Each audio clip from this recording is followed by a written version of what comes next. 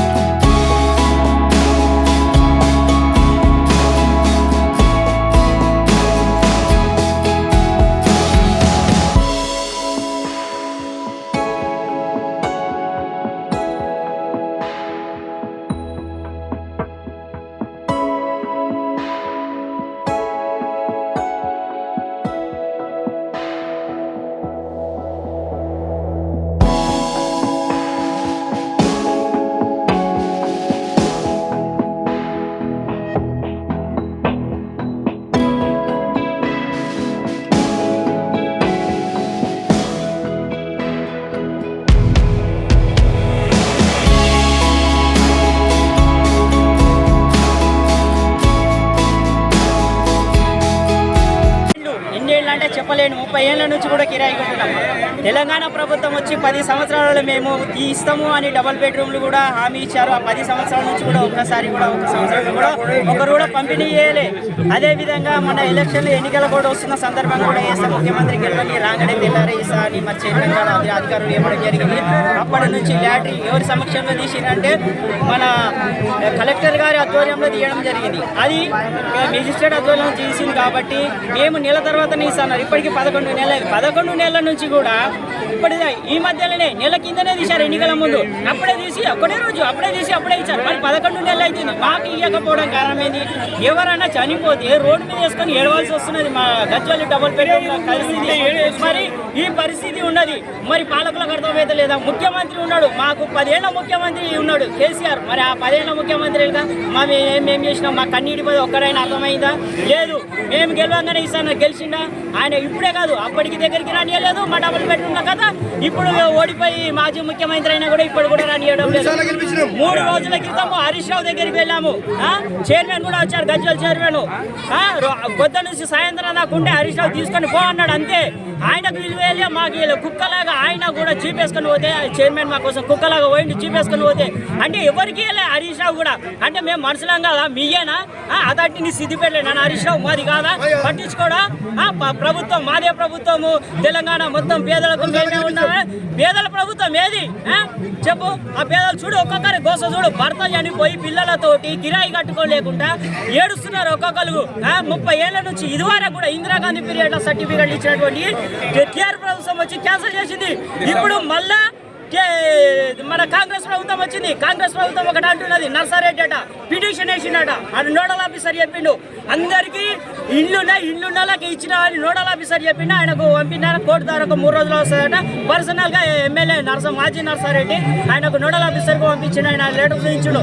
బాబు మేము అప్పుడే ఇచ్చేటోళ్ళము, మీ ఏరియాలో ఉన్న నర్సారెడ్డి పిటిషన్ వేసాడు ఇయ్యకూరే అని. లేకుంటే ఇదివరకు వచ్చు అంటే బీఆర్ఎస్ ప్రభుత్వం అట్లా ద్రోహం చేసింది.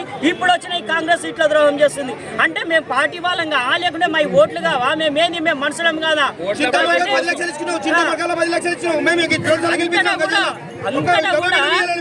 అంతటా కూడా పేదోడి కన్నీటి తీరుస్తున్న అనే ఒక నియోజకవర్గాలు ఉన్నాయి కానీ చెప్పుకోలేనటువంటిది గజ్జాలి హీన స్థితిలో ఉన్నది. పేదోడి ఏంటంటే కన్నీటి కథనే. ఈడ కేసీఆర్ ఉన్నా కూడా మాకు లాభం లేనిది. జిగలు అంటే రోడ్లు మాత్రమే జిగలు, కానీ పేదోళ్ళు మాత్రం కన్నీటి కథ. కానీ అధికారులు చేసుకొని తొందరగా మాకు డబుల్ బెడ్రూమ్ డిసెంబర్లో మేము గజ్వేల్ డబుల్ బెడ్రూమ్ లబ్ధిదారులు అందరం వచ్చి ఇక్కడ ధర్నా చేసే విషయం ఏంటంటే, మాకు డబుల్ బెడ్రూమ్ ఇస్తా అని 10 ఏళ్ల నుండి ఆశ పెట్టిర్రు. తర్వాత 3 సార్లు లిస్ట్ వేసిర్రు. ఇక ఇది మీదే అన్నారు. తర్వాత మాకు 11 ఏళ్ల క్రితం డ్రా తీసిర్రు. ఆ డ్రా తీసి కూడా సంవత్సరం అవుతుంది. మరి మాకు ఇంకా డబుల్ బెడ్రూమ్ మరి మాకు ఎందుకు ఇవ్వట్లేదు? తిరిగిన అధికారులు చుట్టూ లేదు. ఎంతమంది ఆఫీసర్లను కలవాలి, ఎంతమంది నాయకులను కలవాలి, ఎవరిని కలిసినా కూడా మాకు ఎటువంటి స్పందన లభించడం లేదు. ఆర్టీఓ దగ్గరికి వెళ్ళినా, కలెక్టర్ దగ్గరికి వెళ్ళినా, అడిషనల్ కలెక్టర్ దగ్గర ఎవరి దగ్గరికి వెళ్ళినా మమ్మల్ని పట్టించుకునే నాదులు లేడు.